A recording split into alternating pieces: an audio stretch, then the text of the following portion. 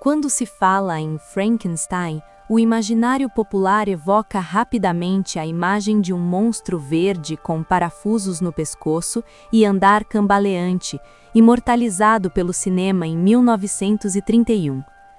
No entanto, a criatura concebida por Mary Shelley em 1818 é radicalmente diferente e o livro que leva seu nome, ou melhor, o nome de seu criador, é uma obra muito mais complexa do que a simples história de terror que a cultura pop consagrou.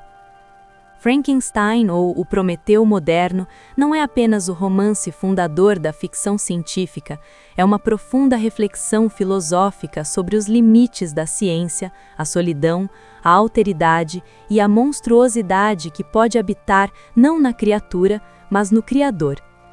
Escrito por uma jovem de apenas 18 anos, o livro transcende seu tempo e se mantém assombrovamente atual, dialogando com dilemas éticos que a humanidade ainda enfrenta no campo da inteligência artificial, da manipulação genética e da bioética. Esta resenha se propõe a mergulhar nas camadas dessa obra-prima, explorando o caldeirão histórico e pessoal que a gerou, o significado profundo de seus personagens e a mensagem atemporal que Mary Shelley quis gravar na história da literatura.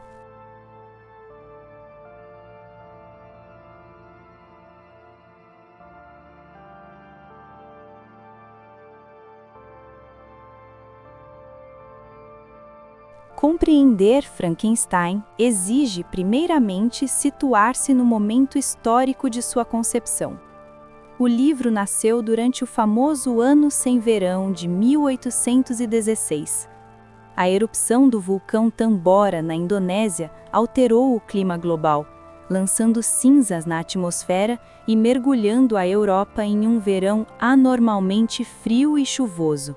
Foi nesse cenário sombrio que Mary Wollstonecraft Godwin, futura Mary Shelley, viajou para a Suíça com seu amante, o poeta Percy Bysshe Shelley, para visitar o excêntrico e famoso Lord Byron, na Vila Diodati.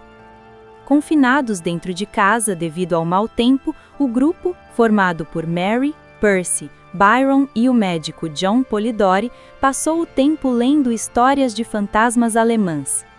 Foi então que Byron lançou um desafio. Cada um deveria escrever uma história de terror. Enquanto Polidori criou o vampiro, que influenciaria o Drácula de Bram Stoker, Mary Shelley teve dificuldade inicial para encontrar uma ideia. A inspiração veio em um devaneio noturno, onde ela visualizou um pálido estudante de artes profanas ajoelhado ao lado da coisa que havia montado. Esse estudante não era fruto apenas da imaginação gótica, mas também do espírito de sua época. O século XVIII e o início do XIX foram marcados por descobertas científicas fascinantes e perturbadoras.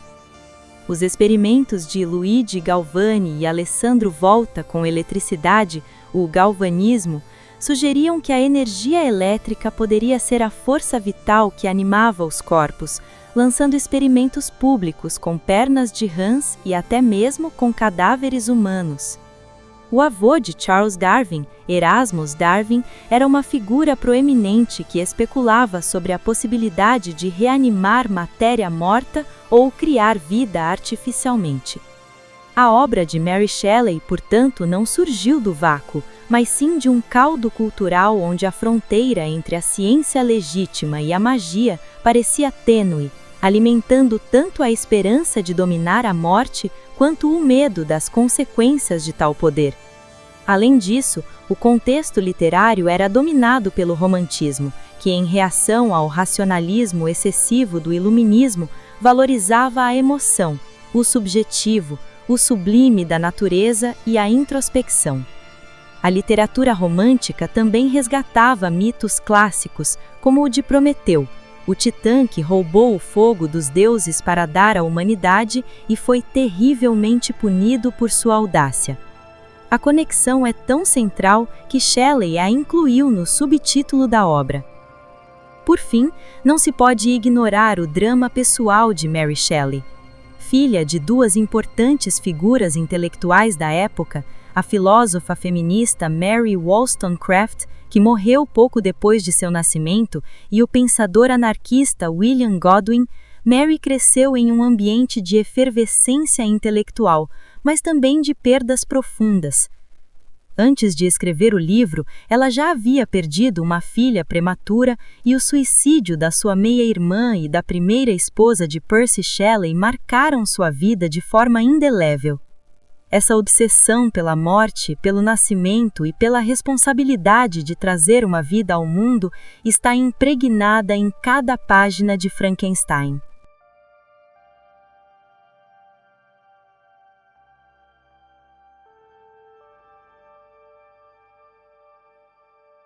Um dos maiores equívocos populares é chamar a criatura de Frankenstein. No livro, Frankenstein é o sobrenome do criador, Victor. A criatura não tem nome, o que reforça sua condição de abjeto, de ser que não pertence a lugar nenhum e não é reconhecido como pessoa. Essa ausência de nomenclatura é uma poderosa ferramenta literária para discutir a desumanização e a alteridade. Victor Frankenstein, o Prometeu irresponsável. Victor não é um cientista louco unidimensional. Ele é um jovem inteligente, obcecado e extremamente ambicioso. Criado em uma família amorosa e privilegiada, sua híbris, o orgulho desmedido, característico dos heróis trágicos gregos, o leva a querer ultrapassar os limites humanos. Ele deseja ser o criador de uma nova espécie que o abençoaria como seu Deus. Vida e morte pareciam para mim fronteiras ideais que deveria primeiramente transpor, despejando uma torrente de luz em nosso mundo sombrio. Uma nova espécie abençoaria como criador e origem. No entanto, no momento exato em que seu sonho se realiza e a criatura abre os olhos, Victor é tomado pelo pavor e pelo nojo. Sua reação não é de responsabilidade, mas de fuga. Ele abandona a criatura à própria sorte. Este é o cerne de sua tragédia e de sua monstruosidade moral, a recusa em assumir a responsabilidade por seus atos. Mary Shelley constrói assim uma crítica contundente ao egoísmo científico e à falta de ética que pode acompanhar a busca desenfreada pelo conhecimento.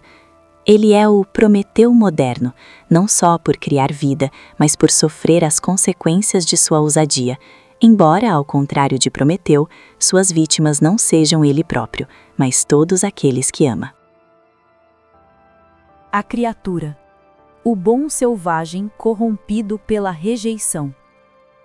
A criatura de Shelley é intelectualmente muito superior à sua versão cinematográfica.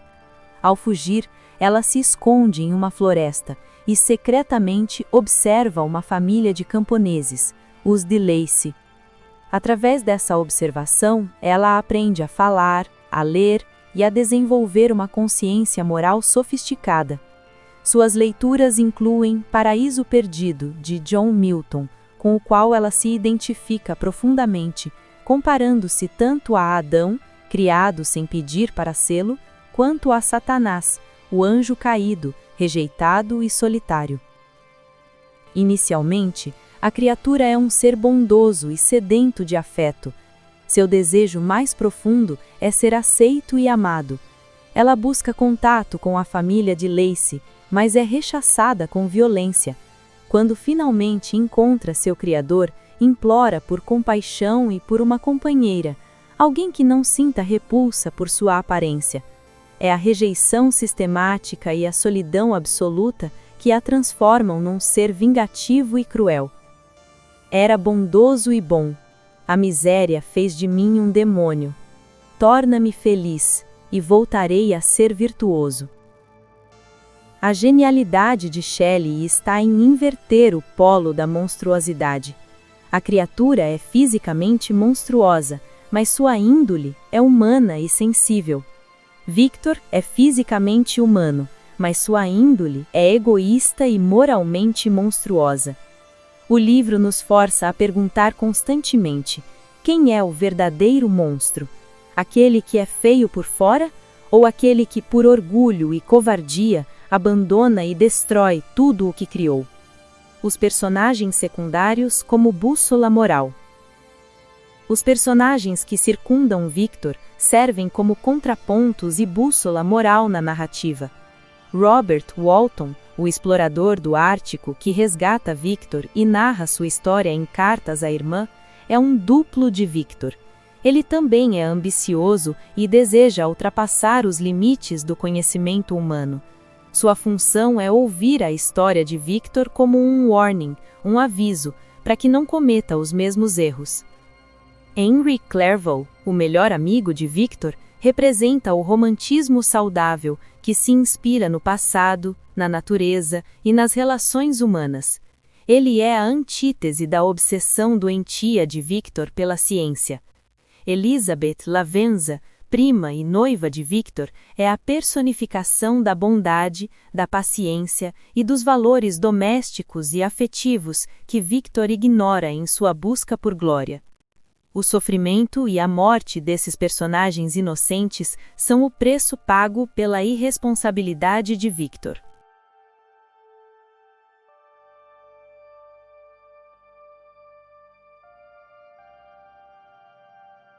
Frankenstein é um romance de camadas temáticas sobrepostas, o que garante sua relevância duradoura. Os limites da ciência e a ética da criação. Esta é talvez a temática mais explorada e atual. O livro não condena a ciência em si, mas sim a ciência sem consciência. Victor Frankenstein não é punido por criar vida, mas sim por criar e abandonar sua criação sem considerar as implicações morais de seu ato. Em uma era de avanços como a edição genética e a inteligência artificial, a pergunta lançada por Shelley, devemos fazer algo só porque podemos fazê-lo? Ressoa com mais força do que nunca. A autora antecipa o princípio fundamental da bioética. Todo ato de criação implica um dever de cuidado. O abandono parental e a formação do indivíduo. A história pode ser lida como uma poderosa alegoria sobre paternidade e abandono. Ao fugir de sua criança, Victor falha em seu papel mais fundamental. A criatura, deixada sozinha em um mundo hostil, desenvolve-se de forma distorcida, aprendendo a violência como resposta à violência que sofre. Shelley sugere que o mal não é inato, mas sim um produto do ambiente, da rejeição e da falta de amor. A alma da criatura é moldada pela crueldade que encontra, ecoando o debate filosófico entre o bom selvagem de Rousseau, o homem puro que a sociedade corrompe, e a realidade da exclusão social.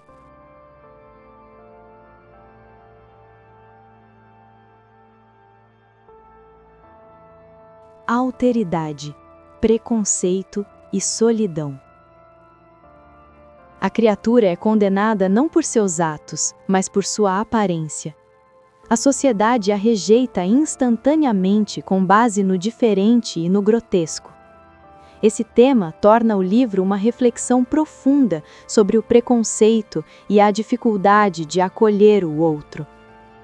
A solidão da criatura é tão profunda e dilacerante que se torna um motor de toda a sua fúria.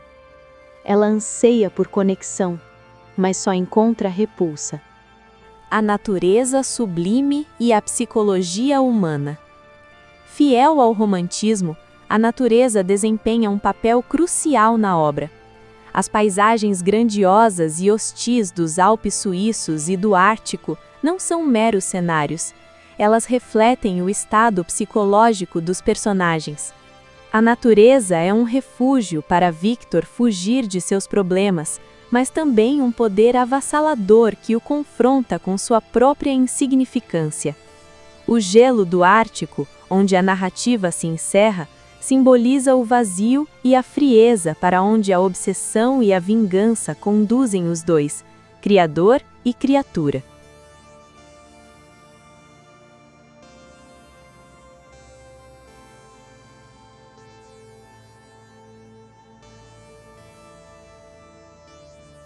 A mensagem central de Frankenstein é um alerta solene contra a irresponsabilidade. Mary Shelley não escreveu uma fábula sobre os perigos da tecnologia, mas sim sobre os perigos da irresponsabilidade do Criador. A raiz da palavra monstro, como lembra a introdução de uma edição crítica, vem do latim monere, que significa avisar ou prevenir. A criatura de Frankenstein é, portanto, o aviso personificado. Ela é a consequência física e moral da ambição desmedida e da falta de empatia.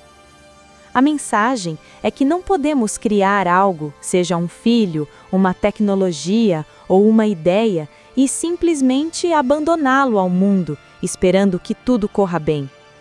Temos o dever de zelar por nossa criação e responder por suas consequências. Além disso, o livro nos convida a olhar para além das aparências e questionar nossas próprias certezas sobre o bem e o mal. Ao sentir simpatia pela criatura e repulsa pelo egoísmo de Victor, o leitor é levado a uma jornada de ambiguidade moral que desafia maniqueísmos. Shelley sugere que a verdadeira monstruosidade reside na falta de amor, na covardia e no orgulho, características exclusivamente humanas.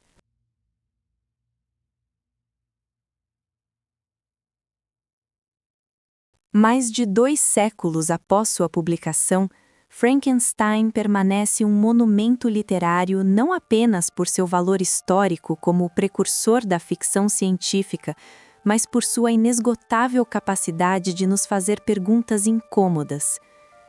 Mary Shelley, uma jovem mulher em um mundo dominado por homens, conseguiu tecer uma narrativa que sintetiza as ansiedades de sua época, o choque entre o iluminismo e o romantismo, o medo e o fascínio pela ciência, e as transforma em questões universais e atemporais.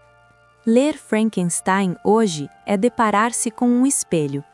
Ao olharmos para Victor e sua criatura, vemos refletidas nossas próprias ambições desmedidas, nossa tendência a julgar o diferente e, principalmente, nossa dificuldade em assumir a responsabilidade pelo que criamos, seja no laboratório, na sociedade ou no seio de nossas famílias. A obra de Shelley não é um manual de respostas, mas um convite permanente à reflexão sobre o que realmente significa ser humano. E é por isso que, 200 anos depois, a história do Prometeu moderno ainda nos gela o sangue e acelera o pulsar do coração.